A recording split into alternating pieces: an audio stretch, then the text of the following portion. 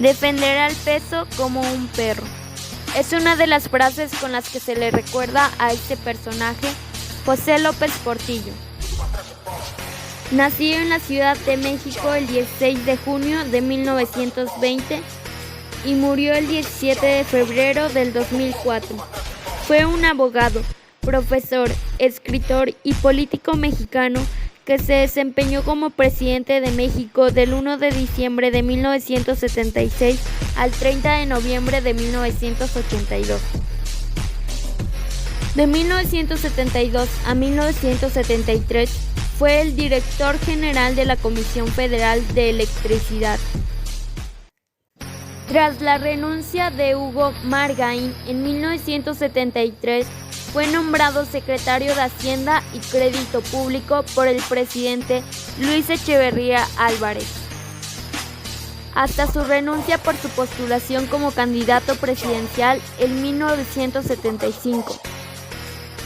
Fue el único candidato en las elecciones de 1976 que contó con registro oficial. Durante su mandato, sucedieron hechos como la concertación, la petrolización de la economía y la aplicación de la reforma política inicial para democratizar al país, y la primera visita del Papa Juan Pablo II. En el terreno económico, durante su gobierno, México experimentó en apenas un par de años el más alto crecimiento económico nacional en su historia, seguido de una grave caída, la primera en la segunda mitad del siglo XX, debida a una política monetarista y una dilapidación de los recursos públicos provenientes principalmente de los excedentes del petróleo. La súbita caída de los precios del petróleo en el verano de 1981 desencadenó una crisis económica y financiera que se agravó hacia el final del gobierno de López Portillo, al tiempo que los aumentos en las tasas de interés por parte del gobierno estadounidense incrementaron en forma vertiginosa la deuda externa en México, que había recurrido al financiamiento externo para desarrollar las reservas petroleras que habían sido descubiertas, de forma tal que, hacia el final del sexenio de López Portillo,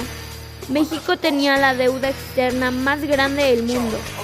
En este contexto, en los últimos meses de su sexenio hubo una fuga de capitales masivas, por lo que 3 meses antes de que concluyera su gobierno,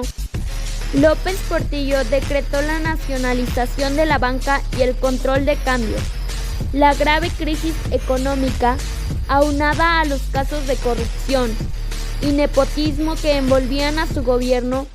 harían de López Portillo uno de los presidentes más controversiales en la historia nacional, además de ser el último presidente identificado con la corriente de nacionalismo económico, puesto que sus sucesores emprenderían un viraje hacia el neoliberalismo.